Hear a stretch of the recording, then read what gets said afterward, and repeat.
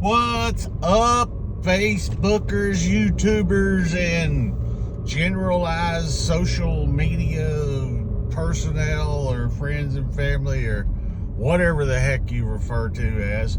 Look here, I wanted to jump on because so many people don't know what this is. We got flashing lights down here in front of me, so I wanted to make a video. If you see that truck line coming out of the ground, see those lines going through that hole in the back of the truck? Isn't that cool? And this is in my neighborhood. That is Nextlink Internet. Yes. For those of you that don't know, I know so many of you do. Don't comment, Jimmy. I know you know what that is. LOL. That is a fiber truck with trailer. So, for instance, you saw those two lines going in the back of the truck through that little opening, that little slit in the side. That is how you repair a fiber break.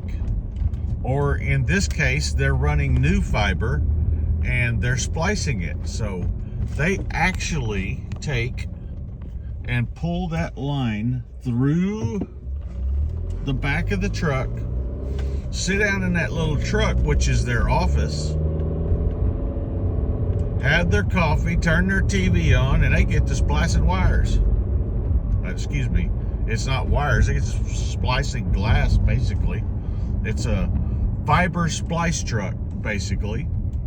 So they pull both of those lines in. Those lines were just run in my neighborhood, so that's new fiber that's coming to my neighborhood, which unfortunately means my tower may be in trouble, or maybe they beat my tower with fiber.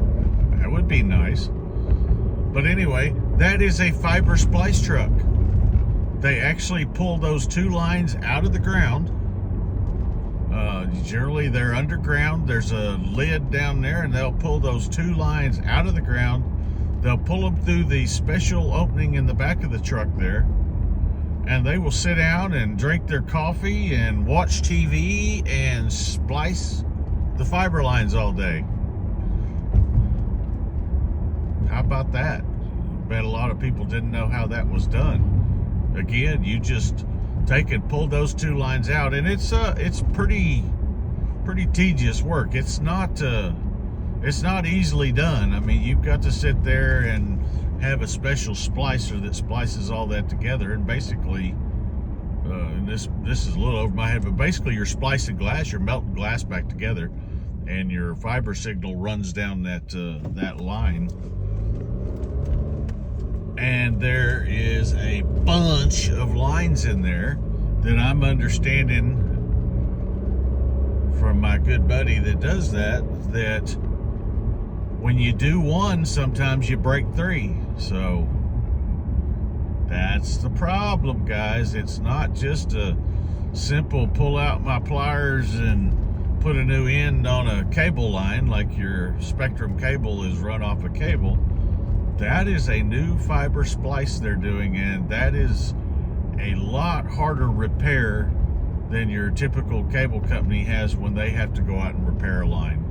Now, I understand from my own Spectrum TV, not TV, I don't have TV, my own Spectrum internet, the last 3 days in a row we're doing upgrades in your neighborhood. Your internet will be off from 8 a.m. to 4 p.m. Now, that's kind of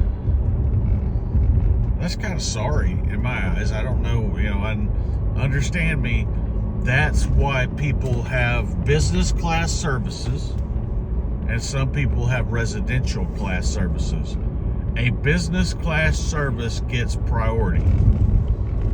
A lot of people don't know that. When you have a residential class service or a business class service, if you're a residential class service, Generally, if you call in, my internet's out, they've got 2, 3, 4 days, whatever their timeline is, to come out and fix you. If you're a business class service and you generally pay extra for that business class service, which is better support, online support, and they generally have a timeline of, we've got to get you fixed within 4 to 6 hours or something to that nature. I believe each company has their own timeline. I don't know. I know AT&T, where my buddy works, is a lot quicker than what I hear some of the others are. So Nextlink, for instance, is I'm not going to bash Nextlink, because Nextlink, with our business class service at the offices, they generally get out there within a few hours. It's like a 4-hour time window. Now, it has not always been fixed in that 4-hour time window, but they do get out there and address it and try, and sometimes it's an upline issue that is on the tower. Our Nextlink is brought to you via tower, so it is a line of sight point to point. Other than you saw in my neighborhood, they are running fiber there, so I'm gonna have a fiber line in my neighborhood before too long here. I actually have a Nextlink tower at my house. I was the one of the first ones in the neighborhood, and my relationship with Nextlink, they came to me and said, hey, can we put a tower at your house and feed all of these other houses in the neighborhood and neighborhoods over and everything. So I actually have a mini tower at my house that they've been feeding neighbors off of, because when I moved in there, there was really no option for good internet. We worked off the point to point, and at the time, I think when I moved in, I believe it was called Skybeam, was one of my few options. Or you had Frontier. I think back then it was Verizon when I moved in. Verizon in-ground line, which you maybe got 3 meg download off of and kilobits on the upload.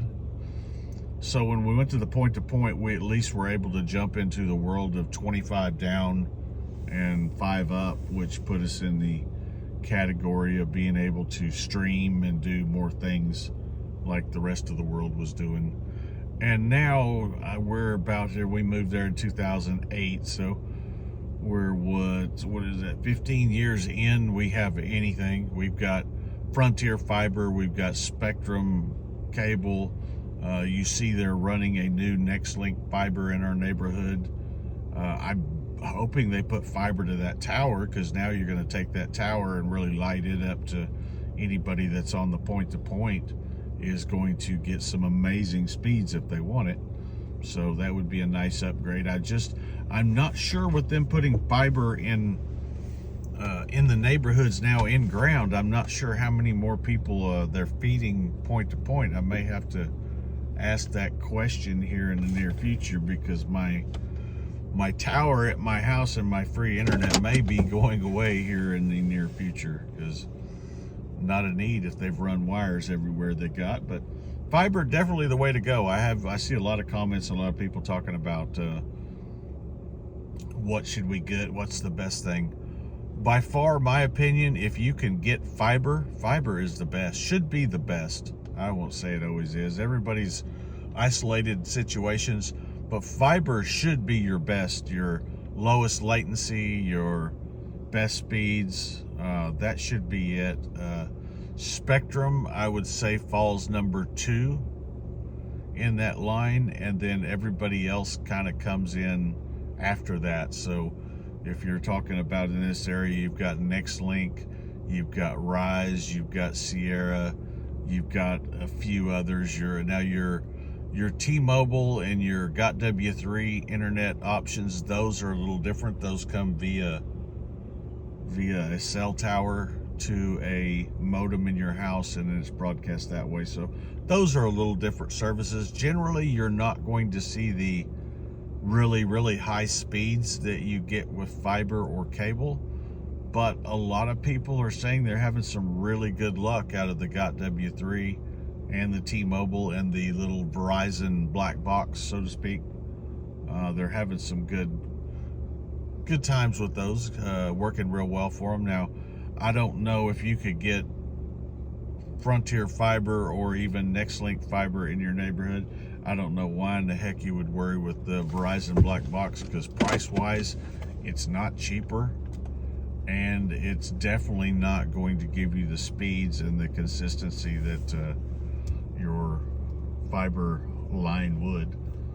But it's not going to have somebody dig it up down the road either and knock you out of service for the next day or two either. So, but remember that, guys, if you're at home, you're a work from home person, if you sign up for the business class service, their timeline to get you fixed is generally within that day.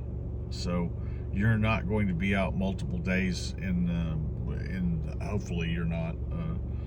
Everything's controlled on what happens, and sometimes repairs are more serious than others. So, but just remember that business class service has a quicker response time. That's part of what why you get a business class service, for the reliability and the repair, and for people that can't be down.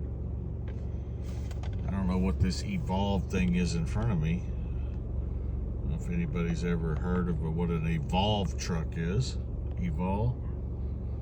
Oh, it says pest control. Okay, I see it on the bottom now on their web address. But anyway, we'll chat later, guys. Bye-bye.